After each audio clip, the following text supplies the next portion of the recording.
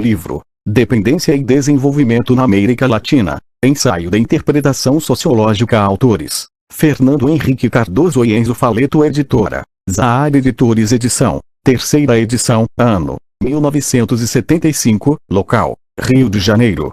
Páginas: 16 a 38. Página 16. Título: Capítulo 2. Título: Análise integrada do desenvolvimento. Não é suficiente, para responder às questões anteriores, substituir a perspectiva econômica da análise por uma perspectiva sociológica. O desenvolvimento é em si mesmo um processo social. Mesmo seus aspectos puramente econômicos deixam transparecer a trama de relações sociais subjacentes.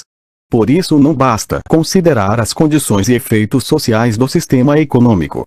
Tal tipo de análise já foi tentado, mas não deu resposta satisfatória às questões colocadas anteriormente. Com efeito, as análises baseadas nos esquemas econômicos de desenvolvimento, que pressupõem a viabilidade da passagem do subdesenvolvimento para o desenvolvimento, e reduzem este último à criação de um setor dinâmico interno, capaz de determinar, por seu turno, tanto o crescimento autossustentado como a transferência dos centros de decisão. Somaram-se esforços de interpretação sociológica visando explicar a transição das sociedades tradicionais para as sociedades modernas. Subtítulo: 1. A análise tipológica. Sociedades tradicionais e modernas. Essas análises propõem a formulação de modelos ou tipos de formações sociais. Início da nota 1. Essa perspectiva de análise, que põe ênfase na passagem de uma sociedade tradicional para uma de tipo moderno, aparece, em relação específica à América Latina, em trabalhos tais como os de R. Redfield, The Folk Culture of Yucatán, Chicago, University of Chicago Press, 1940, e mais tarde, com uma orientação decididamente sociológica, em B. Ozzie, Litz, Sociological Factors in Economic Development, Glencoe, The Free Press, 1960. Especificamente sobre a América Latina, o mesmo autor publicou Economic Growth in Latin America, em Contributions to the First International Conference in Economic Study, Estocolmo, TAG, Moulton e Co. 1960. Entre os autores latino-americanos, foi Gino Germani quem fez possivelmente a melhor formulação dessa perspectiva. Veja-se, por exemplo, desse autor, Política e Sociedade em uma Época de Transição, Buenos Aires, Paidós, 1962. É oportuno assinalar aqui que a influência dos livros como o de Talcott Parsons, The Social System, Glencoe, The Free Press, 1951, ou de Robert K. Merton, Social Theory and Social Structure, Glencoe, The Free Press, 1949, desempenharam um papel decisivo na formulação desse tipo de análise do desenvolvimento. Por outro lado, Daniel Lemmer, em The Passing of Traditional Society, Modernism in the Middle East, Glencoe, The Free Press, 1958, formulou em termos mais gerais, isto é, não especificamente orientados para o problema do desenvolvimento, o enfoque do tradicionalismo e do modernismo como análise dos processos de mudança social. E outros autores enfatizaram-se mais os aspectos psicossociais da passagem do tradicionalismo para o modernismo, como em Everett Age, On the Theory of Social Change, Omnivot, Dorsey Press, 1962, e David Cleland, The Achieving Society, Princeton, Van Nostrand, 1961. Fim da nota 1. Página 17. Sustenta-se que as sociedades latino-americanas pertenceriam a um tipo estrutural denominado geralmente sociedade tradicional e que se está produzindo a passagem a outro tipo de sociedade chamada moderna. No curso do processo de mudança social pareceria que, antes de se constituir a sociedade moderna, forma-se um padrão intermediário, híbrido, que caracteriza as sociedades dos países em desenvolvimento. Quando não, formam-se situações estanques entre um setor da sociedade que se moderniza e outros que permanecem arcaicos. Invoca-se então a noção de dualismo estrutural. Início da nota 2. O conceito de dualismo estrutural, nesse contexto, encontra-se, por exemplo, em Jacques Lambert, Le Brésil, Structure sociale et institutions politiques, Paris, 1953, e na perspectiva de um economista, Albert O. Hirschman, The Strategy of Economic Development, Yale University Press, 1958. Fim da nota 2. Na realidade, metodologicamente, trata-se de uma renovação da velha dicotomia comunidade-sociedade em sua formulação clássica em Tones. É possível criticar este esquema com certo fundamento segundo dois pontos de vista. De um lado, os conceitos tradicional e moderno não são bastante amplos para abranger de forma precisa todas as situações sociais existentes, nem permitem distinguir entre elas os componentes estruturais que definem o modo de ser das sociedades analisadas e mostram as condições de seu funcionamento e permanência. Tampouco se estabelecem, por outro lado, nexos inteligíveis entre as diferentes etapas econômicas, por exemplo, subdesenvolvimento, desenvolvimento através de exportações ou de substituição de importações, etc., e os diferentes tipos de estrutura social que pressupõem as sociedades tradicionais e as modernas. Página 18. Ampliando essas considerações, caberia imaginar que é possível inferir certas características dos tipos de sociedade mencionados a partir das formas concretas adotadas pelas diferentes fases do processo de desenvolvimento. Entretanto, com esse procedimento ainda é impossível explicar os modos de transição de um tipo de sociedade para outro. Com efeito, a mudança das estruturas sociais, longe de ser somente um processo acumulativo no qual se agregam novas variáveis que se incorporam à configuração estrutural. Início da nota 3. Ver, por exemplo, Peter Ents, Análises Contextual de los Países Latino-Americanos, Berkeley, edição mimeografada. Fim da nota 3.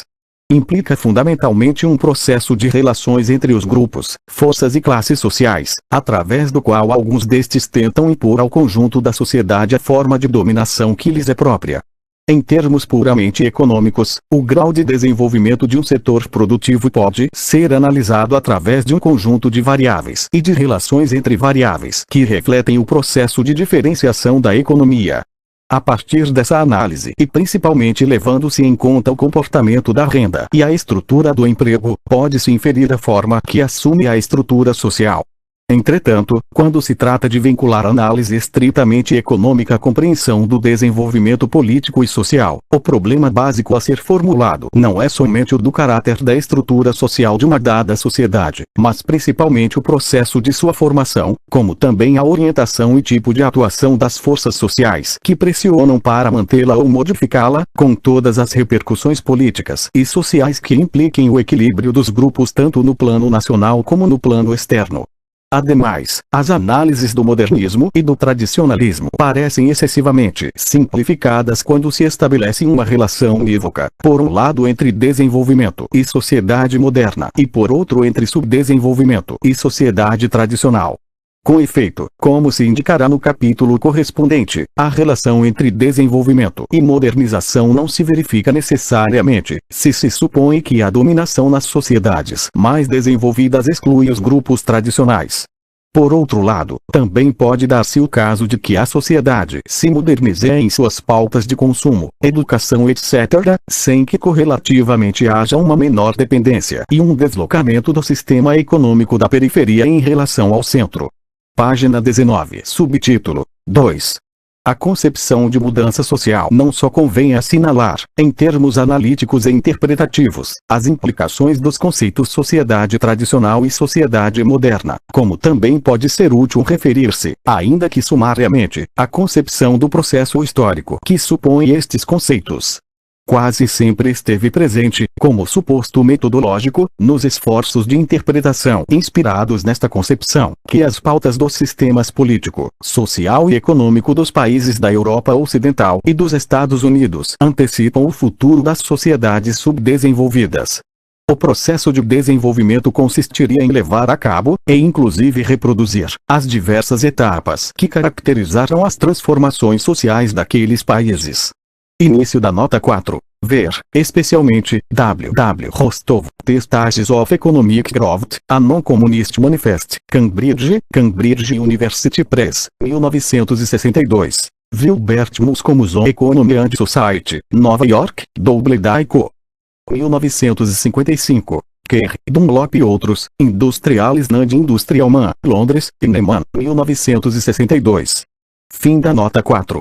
É por isso que as variações históricas, quer dizer, as singularidades de cada situação de subdesenvolvimento têm pouco valor interpretativo para esse tipo de sociologia. É claro, entretanto, que não se caiu na ingenuidade de admitir na história da América Latina uma defasagem com respeito aos países desenvolvidos em termos tão simples que façam supor que aquela se encontra no século XIX, por exemplo, em relação a estes últimos. Frequentemente, assinala-se como característica dos países subdesenvolvidos encontrarem-se atrasados em certos aspectos da estrutura, ainda que não em outros. Assim, por exemplo, a sindicalização em países como o Brasil e a Argentina alcançou expressão nacional e chegou a influir nas decisões relativas ao nível do salário em uma fase em que, por comparação com o que ocorreu nos países de desenvolvimento original, não era normal que assim sucedesse.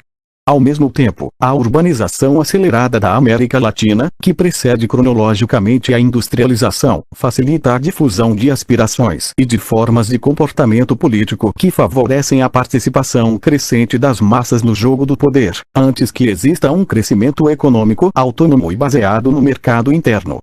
Tais considerações acentuam que o que se poderia chamar de reivindicações populares com respeito ao controle das decisões que afetam o consumo constituiriam um dado precoce no processo de desenvolvimento da América Latina.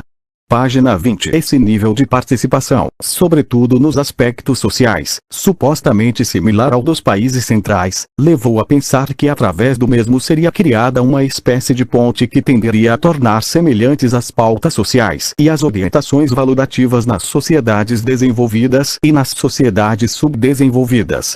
Isso, grosso modo, constitui o que se convencionou chamar efeito de demonstração. No plano da análise econômica, o efeito de demonstração supõe que a modernização da economia efetua-se através do consumo e que, em última instância, portanto, introduz um elemento de alteração no sistema produtivo que pode provocar um desvio em relação às etapas da industrialização características dos países adiantados. Como os investimentos, quando se pensa em um desenvolvimento autônomo, dependem em grande medida da poupança interna, a mesma pressão modernizadora do consumo pode constituir-se em um freio ao desenvolvimento, enquanto favorece as importações de bens de consumo, como também as de bens de capital relacionados à produção daqueles, e induz a que se faça investimentos em setores que não são básicos para a economia. Por outro lado, não se pensou no efeito de demonstração somente em termos econômicos. Supõe-se que os mesmos fatores que favorecem esse processo pressionam para que nos países insuficientemente desenvolvidos alterem-se outros aspectos do comportamento humano, no campo político e no campo social, antes que se verifique a diferenciação completa do sistema produtivo. Daí a conveniência de sublinhar que o efeito de demonstração tem lugar, pelo menos no caso da América Latina, em determinadas condições sociais que o tornam possível. Isto é, que opera na medida em que existe presença de massas, quer dizer, um mínimo de participação destas, principalmente no campo da política. A análise sociológica deve explicar esta possibilidade de modo que fenômenos como o analisado não sejam, sem maiores considerações, tidos como elementos causais do processo. Um enfoque deste tipo equivale a considerar que o dinamismo das sociedades subdesenvolvidas deriva de fatores externos e que tanto as peculiaridades estruturais como a ação dos grupos e instituições sociais dos países subdesenvolvidos não são mais que desvios, deviante-cases. Página 21. Consideramos mais adequado, por conseguinte, um procedimento metodológico que acentue a análise das condições específicas da situação latino-americana e o tipo de integração social das classes e grupos como condicionantes principais do processo de desenvolvimento. Em tal perspectiva, por exemplo, o efeito de demonstração incorporar-se-ia à análise como elemento explicativo subordinado, pois o fundamental seria caracterizar o modo de relação entre os grupos sociais no plano nacional, que, por suposto, depende do modo de vinculação ao sistema econômico e aos blocos políticos internacionais que podem produzir consequências dinâmicas na sociedade subdesenvolvida. Assim, mais que assinalar as consequências do efeito de demonstração ou de outras variáveis exógenas sobre o funcionamento do sistema econômico ou sobre o comportamento dos grupos sociais como fator de modernização, importa realçar as características histórico-estruturais que geram processos de semelhante natureza e que revelam o sentido mesmo que pode ter tal modernização. Subtítulo 3. Estrutura e processo. determinações recíprocas para a análise global do desenvolvimento não é suficiente, entretanto, agregar ao conhecimento dos condicionantes estruturais a compreensão dos fatores sociais, entendidos estes como novas variáveis de tipo estrutural. Para adquirir significação, tal análise requer um duplo esforço de redefinição de perspectivas. Por um lado, considerar em sua totalidade as condições históricas particulares, econômicas e sociais, subjacentes aos processos de desenvolvimento, no plano nacional e no plano externo. Por outro, compreender, nas situações estruturais dadas, os objetivos e interesses que dão sentido, orientam ou animam o conflito entre os grupos e classes e os movimentos sociais que põem em marcha as sociedades em desenvolvimento. Requer-se, portanto, e isso é fundamental, uma perspectiva que, ao realçar as mencionadas condições concretas, que são de caráter estrutural, e ao destacar os móveis dos movimentos sociais, objetivos, valores, ideologias, analise aquelas e estes em suas relações e determinações recíprocas. Trata-se, por conseguinte, de buscar uma perspectiva que permita vincular concretamente os componentes econômicos e os sociais do desenvolvimento na análise da atuação dos grupos sociais e não só justapô-los. Isso supõe que a análise ultrapasse a abordagem que se pode chamar de enfoque estrutural, reintegrando-a em uma interpretação feita em termos de processo histórico. Página 22. Tal interpretação não significa aceitar o ponto de vista ingênuo que assinala a importância da sequência temporal para a explicação científica, origem e desenvolvimento de cada situação social, mas que o dever histórico só se explica por categorias que atribuam significação aos fatos e que, em consequência, sejam historicamente referidas. Dessa maneira, considera-se o desenvolvimento como resultado da interação de grupos e classes sociais que têm um modo de relação que lhes é próprio e, portanto, interesses materiais e valores distintos, cuja oposição, conciliação ou superação dá vida ao sistema socioeconômico. A estrutura social e política vai se modificando na medida em que diferentes classes e grupos sociais conseguem impor seus interesses, sua força e sua dominação ao conjunto da sociedade. Através da análise dos interesses e valores que orientam ou que podem orientar a ação, o processo de mudança deixa de apresentar-se como o resultado de fatores naturais, isto é, independentes das alternativas históricas, e começa a perfilar-se como um processo que nas tensões entre grupos com interesses sociais e políticos e orientações divergentes encontra o filtro pelo qual passarão os influxos meramente econômicos. Início da nota 5. Para uma análise desse ponto de vista, ver Fernando Henrique Cardoso, Empresário Industrial e Desenvolvimento Econômico, São Paulo, Difusão Europeia do livro, 1964, capítulos 1 e 2. Fim da nota 5. Para chegar-se a um enfoque teórico desta natureza, em que a temática parece alcançar extensão e complexidade crescentes, é necessário buscar categorias que expressem os diferentes momentos e características estruturais do processo histórico, alguns de natureza interna aos países e outras externa, significativos para o desenvolvimento. De acordo com o enfoque até agora descrito, o problema teórico fundamental é constituído pela determinação dos modos que adotam as estruturas de dominação, porque é por seu intermédio que se compreende a dinâmica das relações de classe. Ademais, a configuração em um momento determinado dos aspectos político-institucionais não pode ser compreendida senão em função das estruturas de domínio. Em consequência, também é por intermédio de sua análise que se pode captar o processo de transformação da ordem política institucional. Página 23. Esta opção teórica fica apoiada empiricamente pelo fato de que as transformações históricas significativas do processo de desenvolvimento latino-americano têm sido sempre acompanhadas, senão de uma mudança radical na estrutura de dominação, pelo menos pela adoção de novas formas de relações, e portanto de conflito, entre as classes e grupos.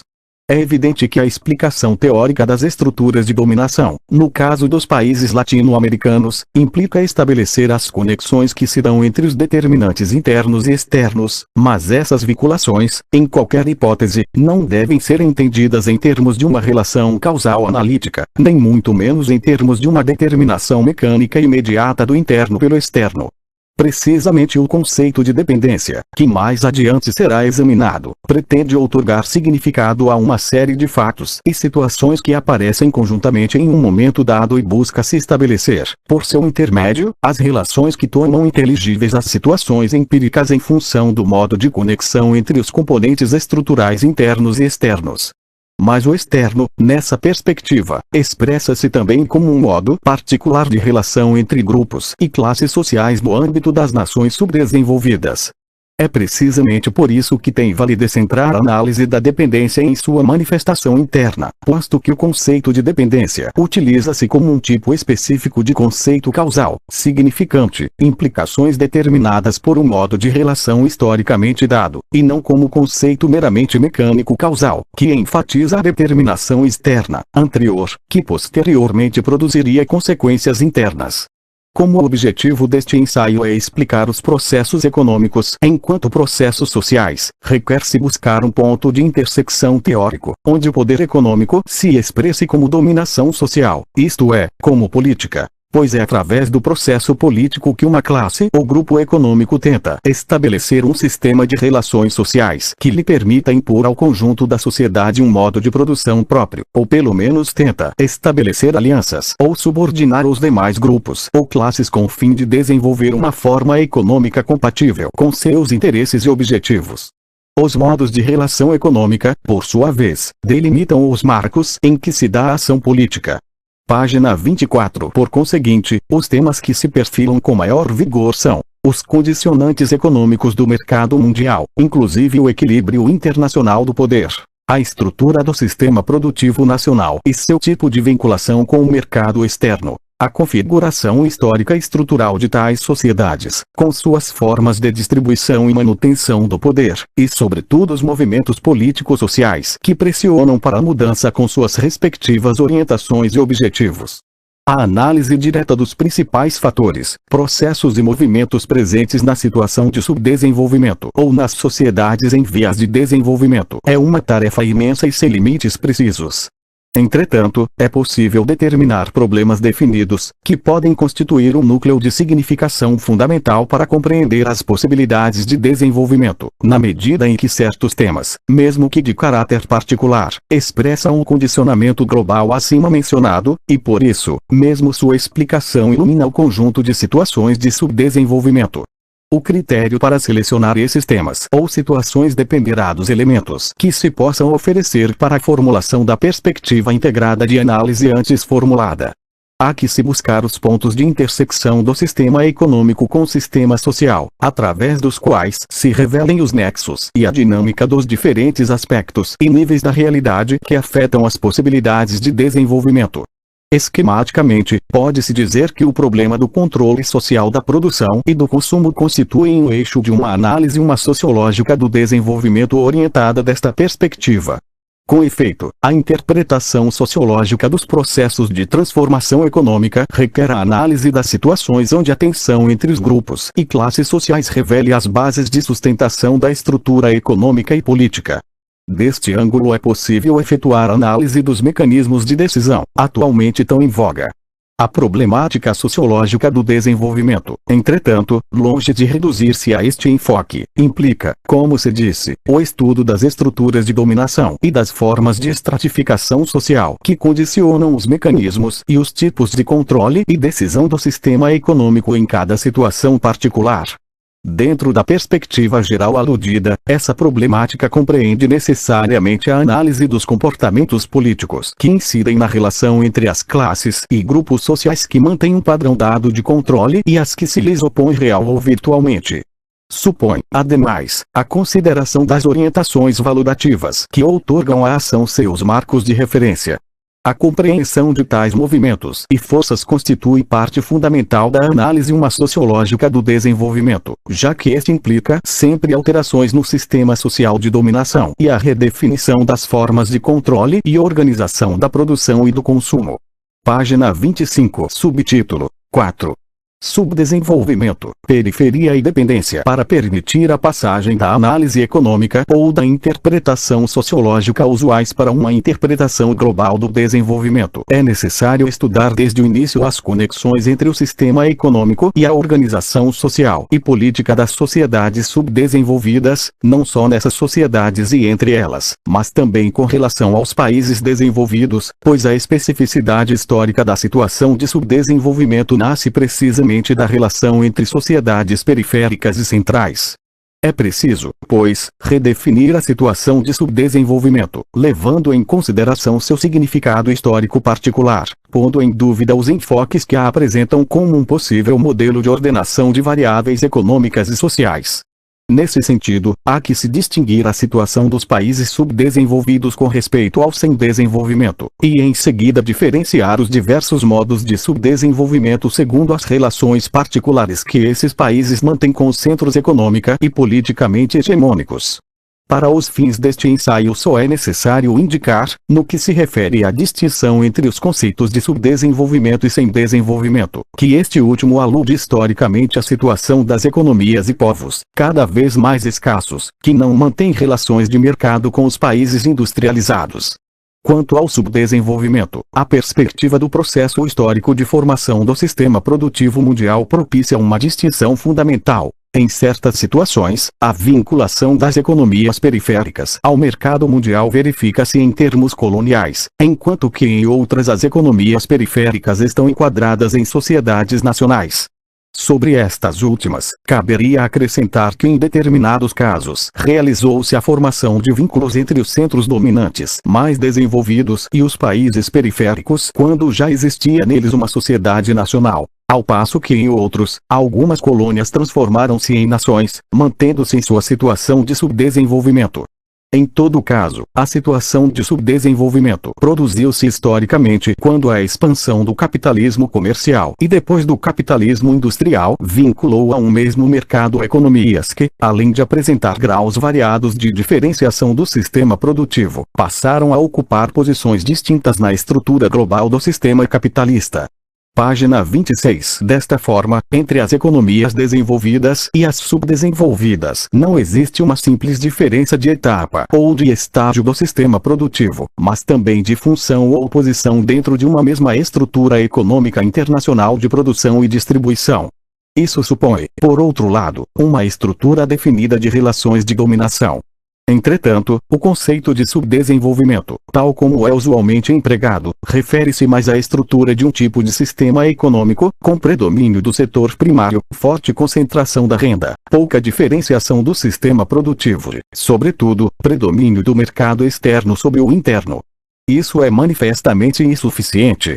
O reconhecimento da historicidade da situação de subdesenvolvimento requer mais do que assinalar as características estruturais das economias subdesenvolvidas.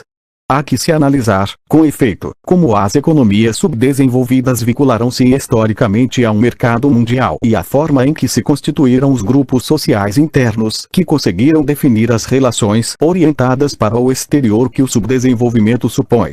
Tal enfoque implica reconhecer que no plano político-social existe algum tipo de dependência nas situações de subdesenvolvimento e que essa dependência teve início historicamente com a expansão das economias dos países capitalistas originários.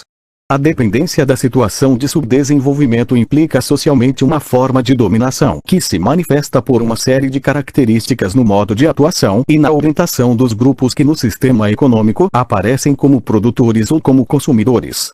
Essa situação supõe nos casos extremos que as decisões que afetam a produção ou o consumo de uma economia dada são tomadas em função da dinâmica e dos interesses das economias desenvolvidas. As economias baseadas em enclaves coloniais constituem um exemplo típico dessa situação extrema. Frente à argumentação apresentada, o esquema de economias centrais e economias periféricas pode parecer mais rico de significação social que o esquema de economias desenvolvidas e economias subdesenvolvidas. Nele pode-se incorporar de imediato a noção de desigualdade de posições e de funções dentro de uma mesma estrutura de produção global. Página 27. Entretanto, não seria suficiente nem correto propor a substituição dos conceitos de desenvolvimento e subdesenvolvimento pelos de economia central e economia periférica ou, como se fossem uma síntese de ambos, pelos de economias autônomas e economias dependentes. De fato, são distintas tanto as dimensões a que estes conceitos se referem quanto sua significação teórica. A noção de dependência alude diretamente às condições de existência e funcionamento do sistema econômico e do sistema político, mostrando a vinculação entre ambos, tanto no que se refere ao plano interno dos países como ao externo.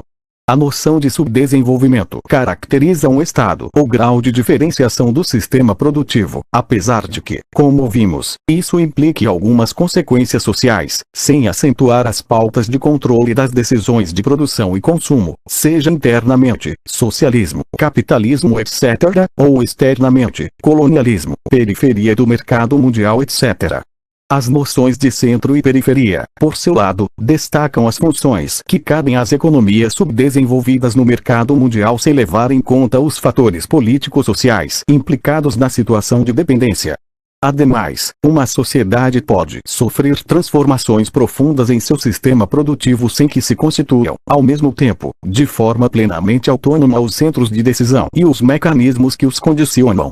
Tal é o caso da Argentina e do Brasil ao terminar o processo de substituição de importações e iniciar-se o da produção de bens de capital, momento que lhes permitiu alcançar determinado grau de maturidade econômica, inclusive no que respeita à distribuição da renda, como ocorreu até certo ponto na Argentina.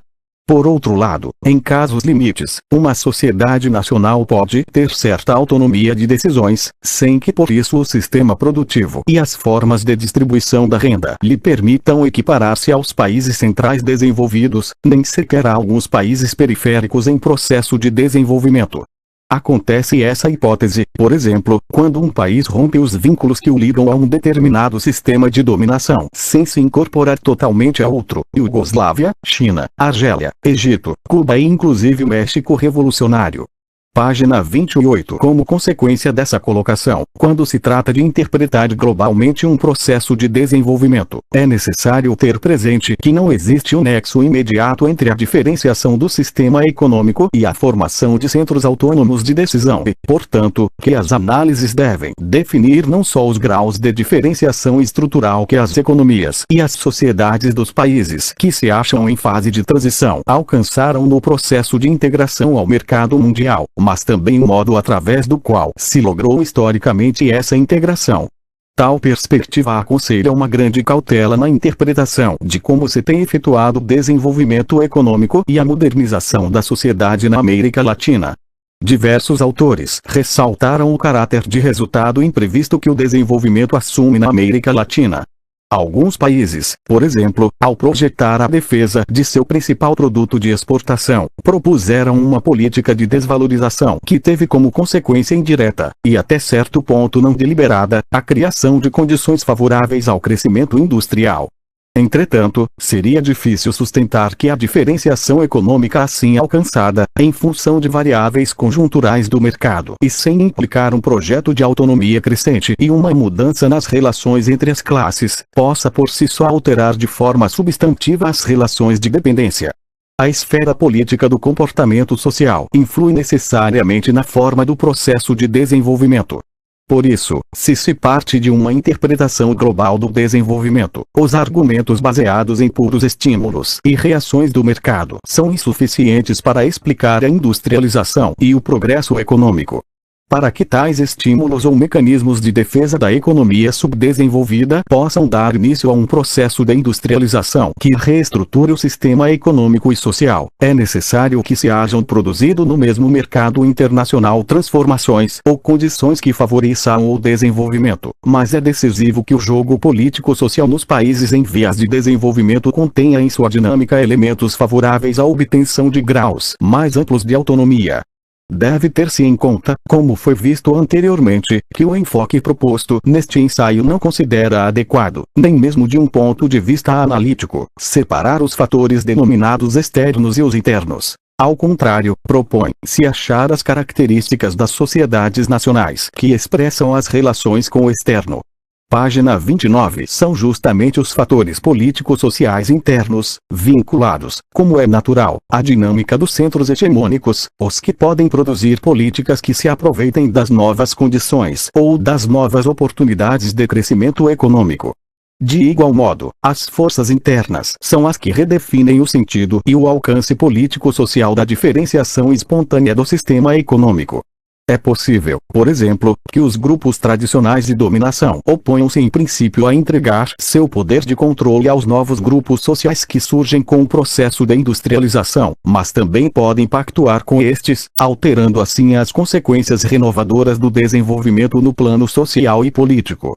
As alianças dos grupos e forças sociais internas estão afetadas por sua vez pelo tipo e intensidade das mudanças, e estas dependem, em parte, do modo de vinculação das economias nacionais ao mercado mundial. A articulação dos grupos econômicos nacionais com os grupos e forças externos realiza-se distintamente e com consequências diferentes, antes e depois de começar um processo de desenvolvimento. O sistema interno de alianças políticas altera-se, além disso, muitas vezes em consequência das alianças existentes no plano internacional. Tal perspectiva implica que não se pode discutir com precisão o processo de desenvolvimento de um ângulo puramente econômico quando o objetivo proposto é compreender a formação de economias nacionais. Tampouco é suficiente, para a descrição, a análise do comportamento de variáveis derivadas, dependentes, portanto, dos fatores estruturais e do processo histórico de mudança, como é o caso das taxas de produtividade, poupança e renda, das funções de consumo, de emprego etc. Para que os modelos econômicos construídos com variáveis dessa natureza possam ter significação na análise integrada do desenvolvimento devem estar referidos às situações globais, sociais e econômicas, que lhes servem de base e lhes dão sentido. A inter-relação do econômico e do social manifesta-se notoriamente na situação de enclave colonial, onde a desigualdade da situação política entre a colônia e a metrópole faz que o sistema econômico seja percebido como diretamente ligado ao sistema político, pondo assim mais claramente em relevo a relação entre ambos. Pelo contrário, quando o desenvolvimento ocorre em estados nacionais, a face econômica toma-se mais visível e os condicionantes políticos e sociais aparecem mais fluidos. Não obstante, estes últimos mantêm uma influência decisiva com respeito ao aproveitamento e continuação das oportunidades que ocasionalmente se manifestam no mercado. Página 30. Por conseguinte, ao considerar a situação de dependência, na análise do desenvolvimento latino-americano, o que se pretende ressaltar é que o modo de integração das economias nacionais no mercado internacional supõe formas definidas e distintas de inter-relação dos grupos sociais de cada país, entre si e com os grupos externos. Pois bem, quando se aceita a perspectiva de que os influxos do mercado, por si mesmos, não são suficientes para explicar a mudança nem para garantir sua continuidade ou sua direção, a atuação das forças, grupos e instituições sociais passa a ser decisiva para a análise do desenvolvimento.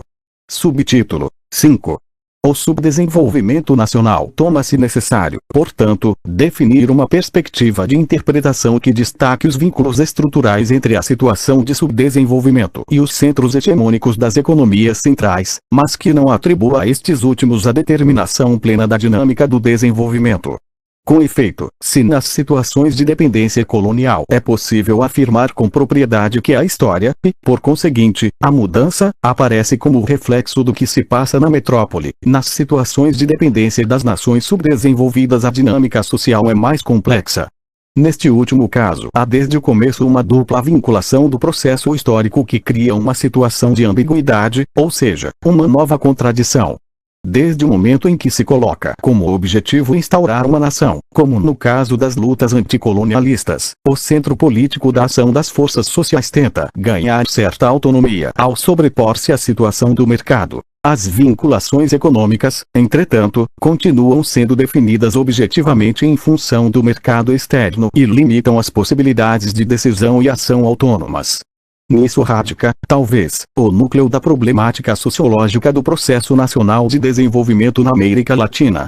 A situação de subdesenvolvimento nacional supõe um modo de ser que por sua vez depende de vinculações de subordinação ao exterior e da reorientação do comportamento social, político e econômico em função de interesses nacionais. Isso caracteriza as sociedades nacionais subdesenvolvidas não só do ponto de vista econômico, mas também da perspectiva do comportamento e da estruturação dos grupos sociais. Página 31. Eis porque a finalidade da análise integrada do processo de desenvolvimento nacional consiste em determinar as vinculações econômicas e político-sociais que se dão no âmbito da nação. Essas articulações se dão através da ação dos grupos sociais que, em seu comportamento real, ligam de fato à esfera econômica política. Convém ressaltar que tal ação refere-se sempre à nação e às suas vinculações de toda a ordem com o sistema político e econômico mundial.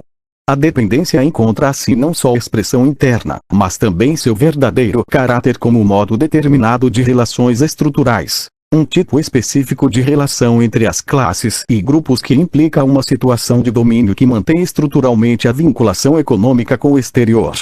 Nesta perspectiva, a análise da dependência significa que não se deve considerá-la como uma variável externa, mas que é possível analisá-la a partir da configuração do sistema de relações entre as diferentes classes sociais no âmbito mesmo das nações dependentes. Para fazer essa análise deve-se excluir a ideia de que a ação das classes e as relações entre estas tenham nos países dependentes um caráter semelhante ao que se deu nos países centrais em sua fase de desenvolvimento originário. A hipótese mais generalizada sobre o modo de funcionamento do sistema político e econômico nos primórdios do processo de desenvolvimento nos países centrais supõe que o livre jogo do mercado atuava, por assim dizer, como árbitro para dirimir o conflito de interesses entre os grupos dominantes. Por isso que a racionalidade econômica, medida pelo lucro, impunha-se como norma à sociedade e que o consumo e a inversão definiram-se dentro dos limites estabelecidos pelo crescimento do sistema econômico. Supunha-se, ademais, que a possibilidade de expansão do sistema devia-se à existência de um grupo dinâmico que controlava as decisões em matéria de inversão e que dominava as posições de poder necessárias e suficientes para imprimir ao conjunto da sociedade uma orientação coincidente com seus interesses. A classe econômica ascendente possuía, pois, eficiência e consenso. Com toda a simplificação inerente a esse esquema, considerava-se que os grupos dirigentes expressavam o interesse geral de que, nessas condições, o mercado funcionava adequadamente como mecanismo regulador dos interesses gerais e dos interesses particulares. Página 32. Nesse caso entendia-se por funcionamento adequado a capacidade de servir ao crescimento econômico, descartando a hipótese de que existissem outros grupos que pressionavam para participar dos frutos do progresso e do controle das decisões.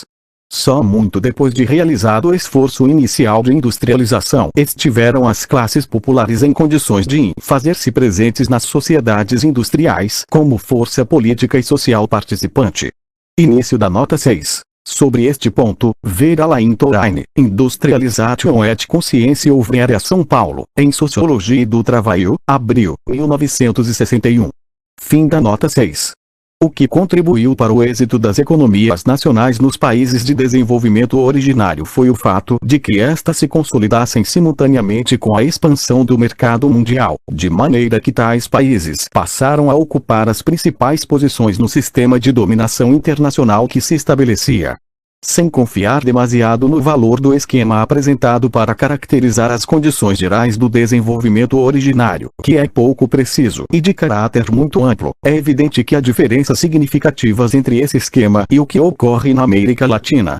Com efeito, dado que existem relações de subordinação entre as regiões desenvolvidas e as insuficientemente desenvolvidas, ou melhor, entre as sociedades centrais e as dependentes, e que essa subordinação assenta, em última análise, em formas da exploração econômica, a análise não pode desconhecer essa característica básica, para apresentar como uma anomalia o que realmente é uma maneira de ser. Entre os conceitos desenvolvimento e sistema capitalista produziu-se tal confusão que se chegou a supor que para se lograr o desenvolvimento nos países da periferia é necessário repetir a fase evolutiva das economias dos países centrais.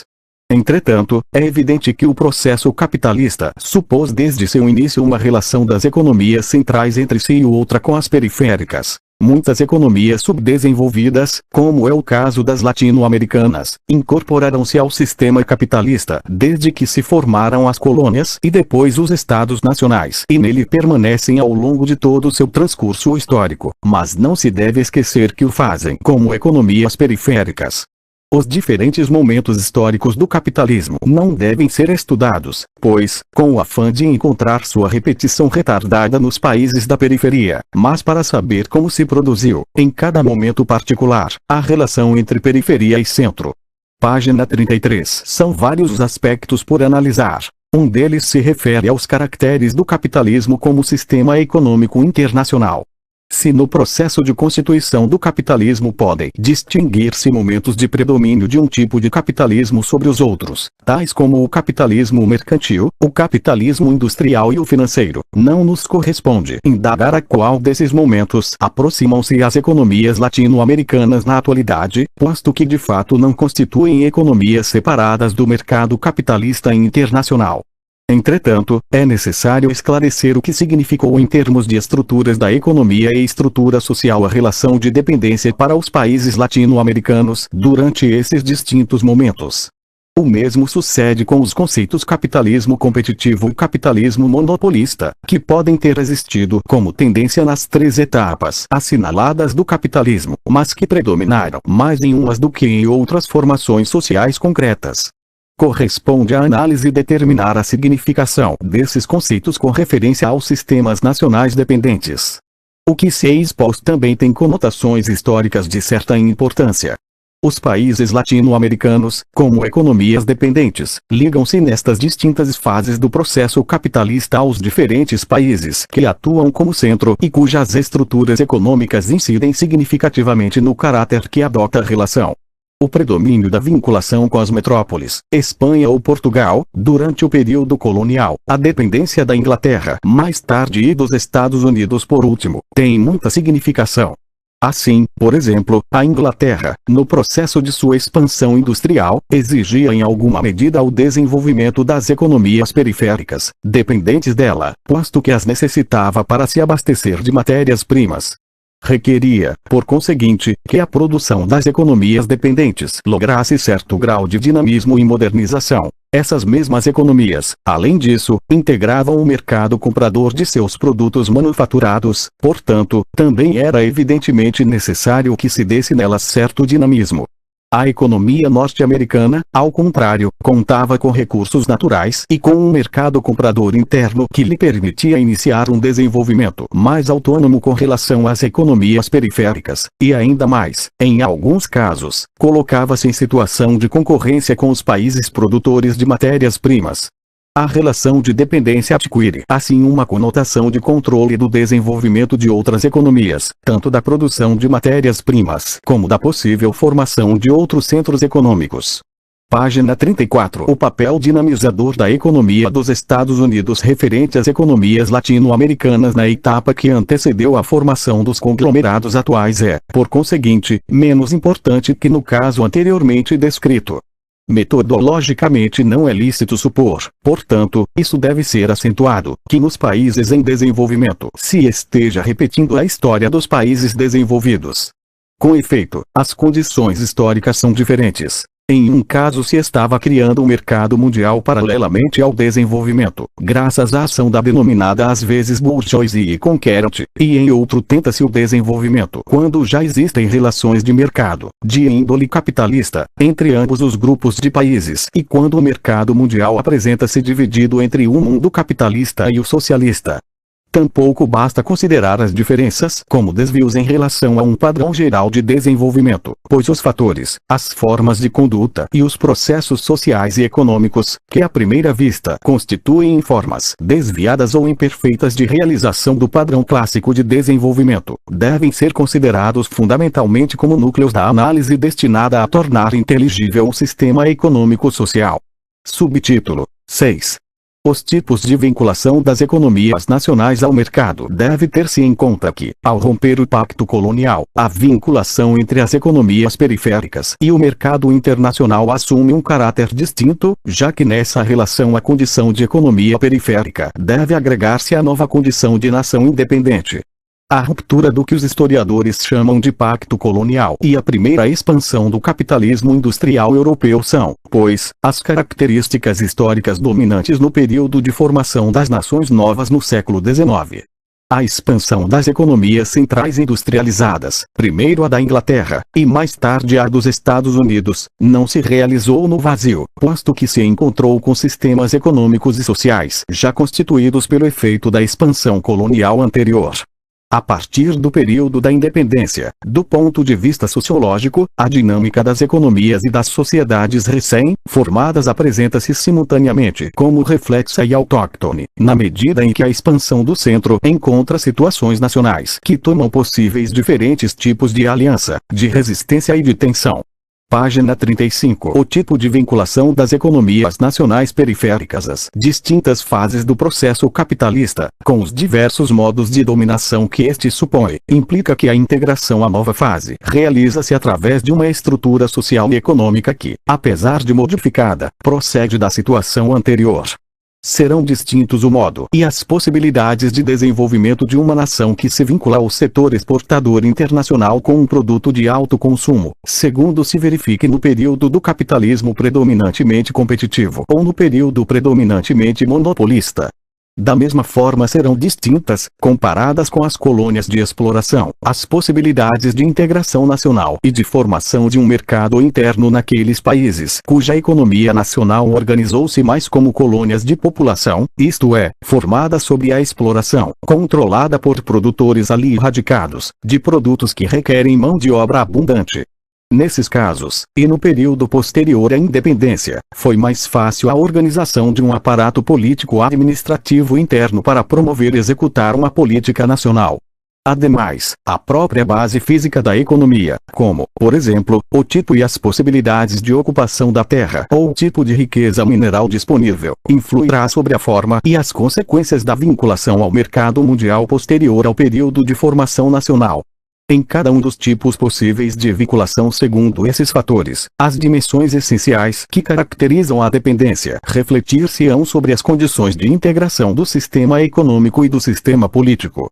Assim, a relação entre as classes, muito especialmente, assume na América Latina formas e funções diferentes das dos países centrais. Em rápido esboço, poder-se-ia dizer que cada forma histórica de dependência produz um arranjo determinado entre as classes, não estático, mas de caráter dinâmico. A passagem de um para outro modo de dependência, considerada sempre em uma perspectiva histórica, deve ter se fundado em um sistema de relações entre classes ou grupos gerados na situação anterior. Desse modo, por exemplo, quando se rompe a dependência colonial e passa-se para a dependência da Inglaterra, esta tem como apoio social um grupo de produtores nacionais, que pelo crescimento de sua base econômica, crescimento já dado na situação colonial, estava em condições de suscitar um novo arranjo entre as diferentes forças sociais, graças ao qual estava destinado a ter, se não o domínio absoluto, pelo menos uma situação privilegiada. Página 36. Ao passar da hegemonia da Inglaterra dos Estados Unidos, entram em jogo novos fatores que têm sua origem na situação anterior. Com efeito, como então, junto ao crescimento dos grupos exportadores, produziu-se um crescimento significativo dos setores urbanos, e essa nova situação estava presente na relação com os Estados Unidos. O que se quer assinalar brevemente por enquanto é que, se a nova forma de dependência tem explicações exteriores à nação, por outra parte a relação interna entre as classes não lhe é alheia. Ao contrário, a relação interna entre as classes é que toma possível e dá a fisionomia própria à dependência. Fundamentalmente, a dinâmica que pode adquirir o sistema econômico dependente, no âmbito da nação, está determinada, dentro de certos limites, pela capacidade dos sistemas internos de alianças para proporcionar-lhe capacidade de expansão. Dessa maneira se dá, por exemplo, o caso, paradoxal só na aparência, de que a presença das massas nos últimos anos haja constituído, por causa de sua pressão para incorporar-se ao sistema político, em um dos elementos que provocaram o dinamismo da forma econômica vigente. Admitindo como válida essa interpretação, obter-se-á um marco da atividade das pressões em favor do desenvolvimento na América Latina que mostra, a respeito dos padrões europeus ou norte-americanos, não um desvio que se deve corrigir, mas um quadro distinto por sua situação periférica. O enfrentamento que resulta das pressões a favor da modernização é produzido na atualidade entre as classes populares que tentam impor sua participação, geralmente em aliança com os novos grupos economicamente dominantes, e o sistema de alianças vigente entre as classes predominantes na situação anterior. Na fase inicial desse processo, os grupos industriais apareciam em alguma medida numa situação marginal. Entretanto, pelo fato de fazerem parte dos novos setores urbanos, seu papel alcança certa importância porque, de fato, neste conglomerado, constituem um único grupo que possui uma base econômica real, se bem que esta não seja decisiva se a referimos à totalidade do sistema econômico vigente e apesar também de seu caráter conjuntural. Por ser o grupo industrial o que dispõe da possibilidade de absorver de forma produtiva os setores urbanos populares, situa-se em uma posição estratégica que lhe permite estabelecer termos de aliança ou compromisso com o resto do sistema social vigente, e isso explica sua importância no período posterior à crise do sistema agroexportador. Página 37. Subtítulo 7. Perspectivas para uma análise integrada do desenvolvimento. Em síntese, reconhecendo a especificidade das distintas formas de comportamento, a análise sociológica trata de explicar os aparentes desvios, através da determinação das características estruturais das sociedades subdesenvolvidas e mediante um trabalho de interpretação. Não é exagerado afirmar que é necessário todo um esforço novo de análise a fim de redefinir o sentido e as funções que as classes sociais têm no contexto estrutural da situação de subdesenvolvimento e as alianças que elas estabelecem para sustentar uma estrutura de poder e gerar a dinâmica social e econômica. As duas dimensões do sistema econômico, nos países em processo de desenvolvimento, a interna e a externa, expressam-se no plano social, onde adotam uma estrutura que se organiza e funciona em termos de uma dupla conexão, segundo as pressões e vinculações externas e segundo o condicionamento dos fatores internos que incidem sobre a estratificação social. A complexidade da situação de subdesenvolvimento dá lugar a orientações valorativas que, apesar de contraditórias, coexistem. Pareceria que se produzem, por seu turno, certas situações nas quais a atividade dos grupos sociais corresponde às pautas das sociedades industrializadas de massas, e outras em que tem preponderância as normas sociais típicas das situações de classe e até das situações estamentais. A interpretação geral aqui sustentada salienta que essa ambiguidade é típica da situação de subdesenvolvimento e que, portanto, é necessário elaborar conceitos e propor hipóteses que a expressem e permitam compreender o subdesenvolvimento sob essa perspectiva fundamental. Esta deve realçar a contradição entre a nação concebida como uma unidade social relativamente autônoma, o que obriga, portanto, a referir-se de maneira constante à situação interna de poder, e o desenvolvimento considerado como processo logrado ou que se está logrando através de vínculos de novo tipo com as economias centrais. A perspectiva em que nos colocamos põe em dúvida precisamente o que se aceita como necessário na concepção usual da análise das etapas de desenvolvimento. Página 38. Com efeito, as transformações sociais e econômicas que alteram o equilíbrio interno e externo das sociedades subdesenvolvidas e dependentes são processos políticos que, nas condições históricas atuais, supõem tensões que nem sempre, nem de modo necessário, contêm em si mesmo soluções favoráveis ao desenvolvimento nacional. Tal resultado não é automático e pode não se dar. O que equivale a afirmar que a análise do desenvolvimento deve supor sempre a possibilidade de estagnação e de heteronomia. A determinação das possibilidades concretas de êxito depende de uma análise que não pode ser só estrutural, mas que tem de compreender também o modo de atuação das forças sociais em jogo, tanto as que tendem a manter o status quo como aquelas que pressionam para que se produza a mudança social. Exige, além disso, a determinação das orientações valorativas ou ideologias que animam as ações e os movimentos sociais. Como essas forças estão relacionadas entre si e expressam situações com possibilidades diversas de crescimento econômico, a interpretação só se completa quando o nível econômico e o nível social têm suas determinações recíprocas perfeitamente delimitadas nos planos interno e externo.